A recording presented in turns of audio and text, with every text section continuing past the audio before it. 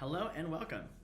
This is Data Reach Media's MLB Advertisement Placement Analysis. My name is Richard, and alongside Mac and Seth, we're going to take you through our key findings and what that means for baseball advertising and beyond. Let's get started. So, let's talk first a little bit about our business problem at hand. Figuring out ad spend and ad placement, that's not specific to any particular industry. Advertising time and space is a hot yet scarce commodity, and baseball is no different from that truth. For MLB teams, what the challenge ends up becoming is how do they maximize advertisement revenue from games? Namely, which games are going to generate the most buzz, the most online engagement, and thus the most eyes on whatever ads are playing and presented at that time. Let's take, for example, Nike, right? They want to run a digital ad on a Jumbotron several times during a game. How much do the Yankees charge for that time in this space? Well, it probably depends. If the Yankees are in a highly anticipated matchup with the Mets, it's Game 7. Shouldn't the ad space there be a little bit more expensive compared to a game against the Rockies on some random Tuesday afternoon during the work week in the middle of the season? Our analysis seeks to add color into that discussion, right? What factors play into game attendance and then the engagement? And how can those factors be used to identify these high-value games? Let's talk about our three key objectives in the analysis. The first one is to determine game-related influences. This can be player or team metrics, offensive or defensive, what players are playing in the games, as well as what matchups are at hand. Next, we want to talk about contextual influences. How might things like the weather or the day of the week affect attendance? Post identifying those factors, we want to use them and their interactions to develop an attendance model, figuring out which games might have more attendance and therefore teams might be able to charge a little bit more for that ad time. Next, we're going to talk a little bit more about what our team found. All right, broken out into our three key objectives, let's talk a little bit first about our game-related influences. We found that the presence of certain players has a significant role in attendance. When we take the 100 most positive, impactful players and the distribution of the games that they played in, we see that that distribution is marginally higher for attendance than the games in which they did not participate. Let's go back to our Yankees and Mets example earlier. Certain matchups have distinct pulls in both directions when it comes into attendance. When we take the distributions of the top 10 most positive and negative matchups, compare that to the rest of the data, we saw that three very distinct groups are found. This emphasizes this idea. If I'm a Yankees fan, I'm really going to value that Mets matchup a ton. I'm really going to try to make it to that game because that rivalry is important. If it's some random other team out west that I don't really have a whole lot of history with, I'm, as a fan, not really going to make all that much time and effort to try to go to that game. From a numeric perspective, we created factors that looked at a team's offensive output over the last 10 games preceding a game that was about to be played. So this could be the total amount of RBIs, the most home runs, as well as the total score offensively. We saw that the top offensive teams in the MLB saw a boost in attendance for their games, while those in that bottom 25%, they couldn't score, they couldn't hit the ball, they were probably losing these games. They saw some lower attendance numbers. Next, let's talk about the contextual influences. Day of the week was a significant factor in the analysis. Weekday matchups yielded strong negative correlations with attendance, while games on the weekend, Saturday being the strongest, ended up having a positive trend on attendance. With these statistically significant factors in mind, a regression model was created to help predict attendance for MLB games. If we took their results and potentially combined them with other models, we, as a company, can offer numerical evidence and reasoning to why MLB teams should price certain games for advertisements one way or another. All right, I'm going to hand this off to Seth. He's going to talk a little bit more about how our findings translate to the business of ad pricing. Thanks, Rich. Let's move on to discussing the business impacts, recommendations, and implementation plan. There are several key implications to discuss coming out of the analysis. To start, there are many predictors that will affect attendance for each game, and as such, MLB will need to approach long-term growth holistically to involve both those game-related and contextual factors. Next, there are operational insights that advertisement teams can take advantage of, such as attendance forecasting and social media campaigns. Um, the organization can also leverage these analytics to stabilize or optimize revenue, and they can do that by adjusting the course with their advertisement space rates, both on the low kind of budget end and high end kind of premium markets. And then finally, MLB can maintain a competitive advantage in the sports market using a data-driven approach to maximize value to advertisers and themselves. And then a quick look at the strategic values that we've laid out. Innovative modeling sets the stage for more ad pricing strategies.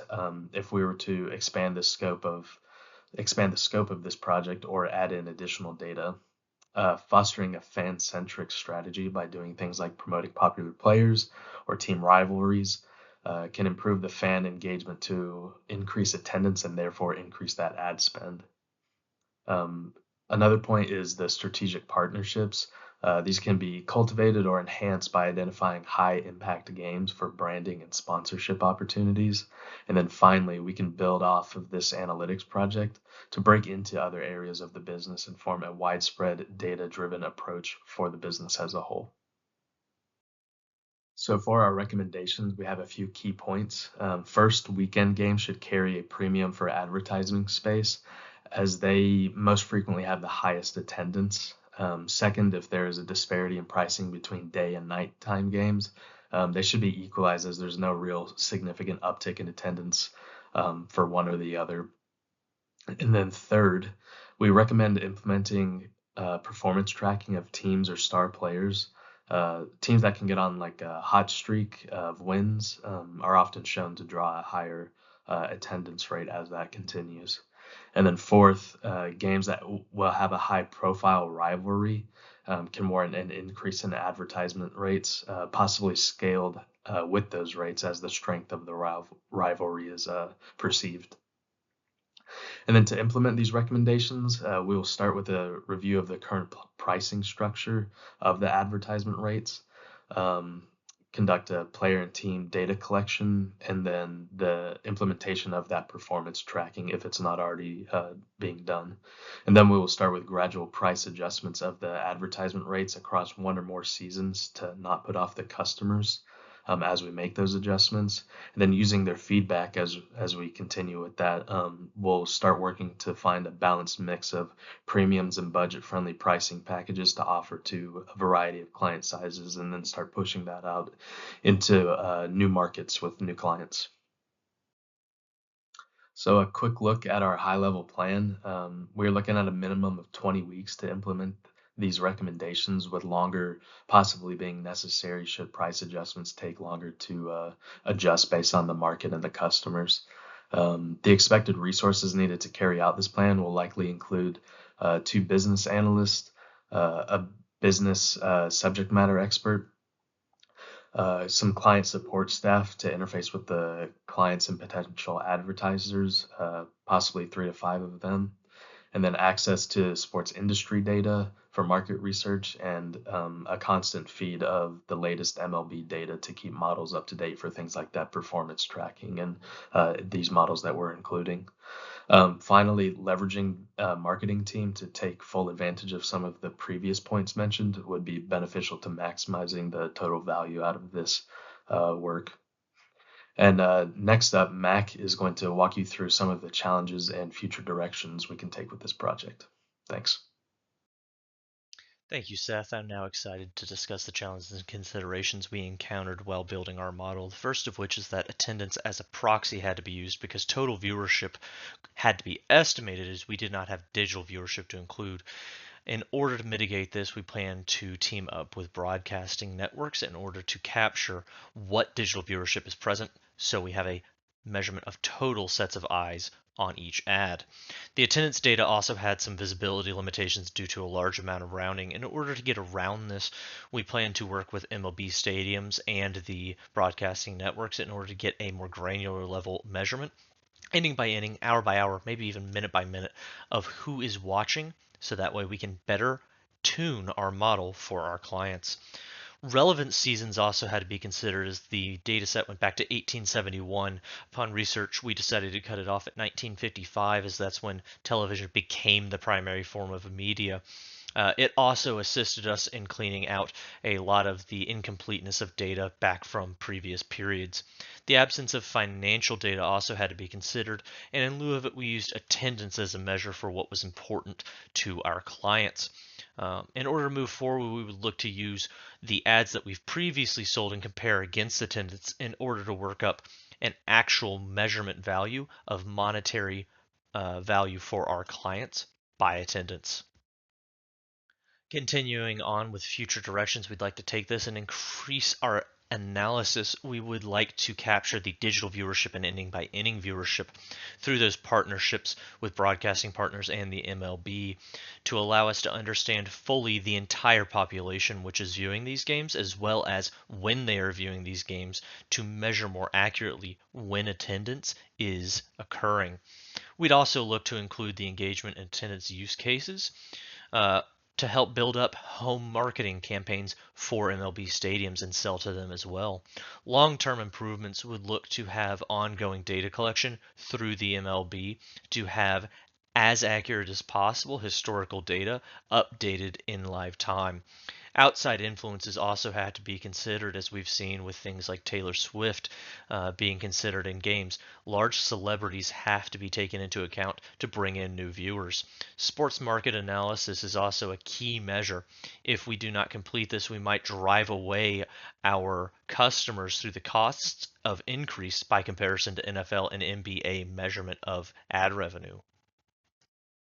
I'm now excited to be able to close this out on our conclusions and summary, which focuses primarily on our use of the analytics and identification of game-related and contextual factors to build this pricing model that measures the impact on attendance to allow for better and greater generation of revenue and opportunities for our clients to get their message in front of viewers. In order to complete this, we have several key insights, primarily focusing on game-related and contextual influences of star players and key rivalry matchups, which will indicate when attendance is at all-time highs, and therefore we should make the most money. It will also let us know when it's going to be in valleys, and we might need to use different pricing packages to make sure that our customers feel they're getting their full value.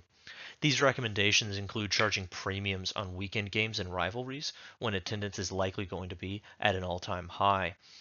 We also would look to balance out the charges that we have for day and night games, as all attendance appears to be regular according to the data, regardless of what time the game starts. Performance tracking should also be completed to recognize when a team is on a hot streak, as more people will tune in, whether or not to watch them lose or continue to win. They will be there to see the ads. A future direction, including analysis, would be to include viewership metrics, expansion, and engagement use cases to make sure that digital viewership is completely captured and added into the pricing model. Our long-term improvements would be to include outside influences in sports market analysis, which we find key, to include things like social media influencers, A-list celebrities like Taylor Swift, and other people showing up to games, which will drive new viewers to something they would otherwise not watch, and the sports market analysis to make sure that we are not overcharging and therefore driving away customers from our potential base. Thank you very much for your time. We hope you have enjoyed this presentation.